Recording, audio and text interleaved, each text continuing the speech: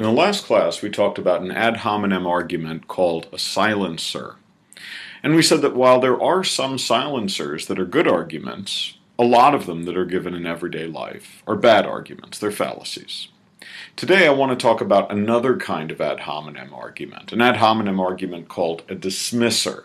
I want to say what dismissers are.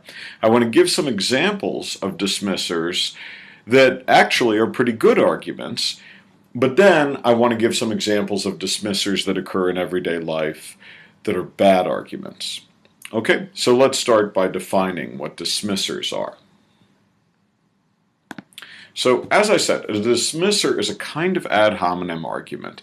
It begins with premises about a particular person who's making a point, and it ends with a conclusion to the effect that that person's reasons for that point are not good reasons. Right? So a dismisser is not a silencer. It's not saying the person has no right to speak about the issue. It's not saying that we should just disregard anything they have to say about the issue. Fine, they're entitled to speak about the issue. Maybe we should listen to what they have to say about the issue, but we should not regard the reasons that they give as good reasons. That's the point of a dismisser. Now, as I said, there are some dismissers that are good arguments. Let's consider a couple of examples. First, consider the following argument.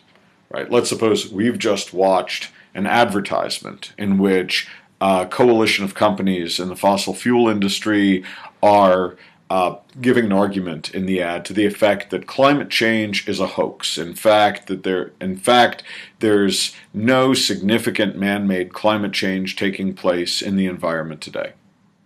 Now, we might argue as follows. Okay, premise: the fossil fuel industry is eager to operate under as little environmental regulation as possible. That's true of all companies that are interested in turning a profit.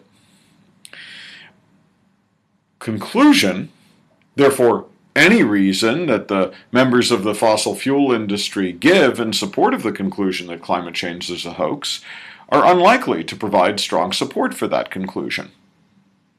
Okay, now, that argument, I claim, is a good one. It's a dismisser, where you're arguing from the interests of the fossil fuel industry to the conclusion that we should take whatever reasons they give in defense of their conclusion that climate change is a hoax. We should take those reasons with a grain of salt. We should be suspicious of them.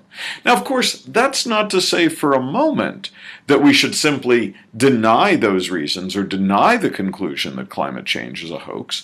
That's a substantive question. It requires climatological expertise to answer.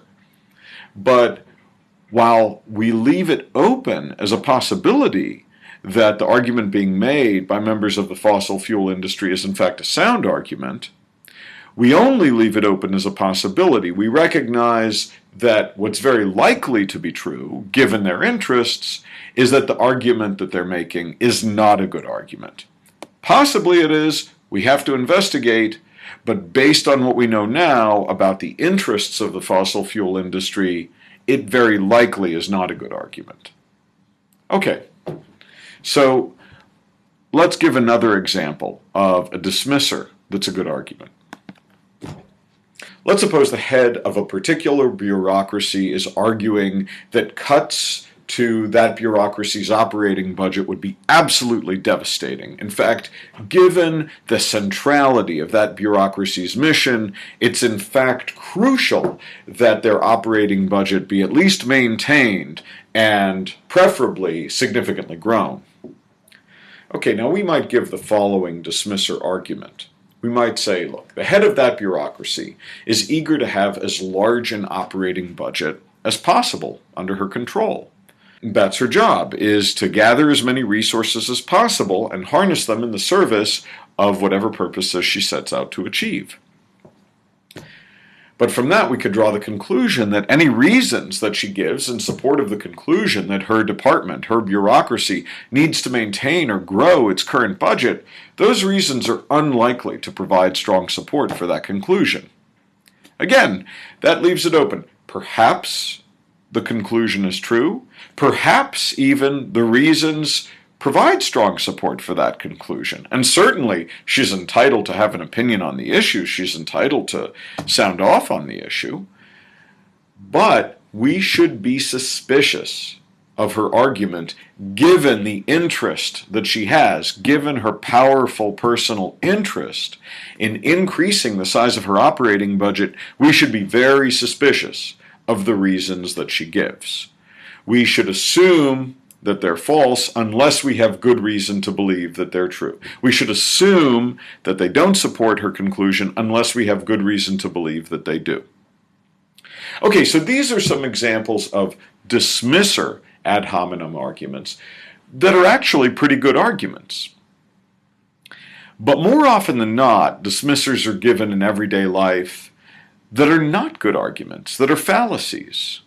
We might dismiss someone's reasons for a particular conclusion, not because we detect that that person's own interests, let's say their professional interests or their financial interests, determine that they would give this argument in favor of this conclusion, but rather because that person has some feature that maybe we don't like.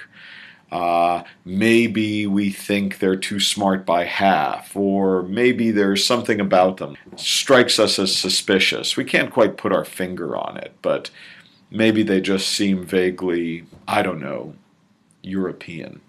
Something like that. And we on account of that feature, we suspect that whatever argument they're giving is not a good argument.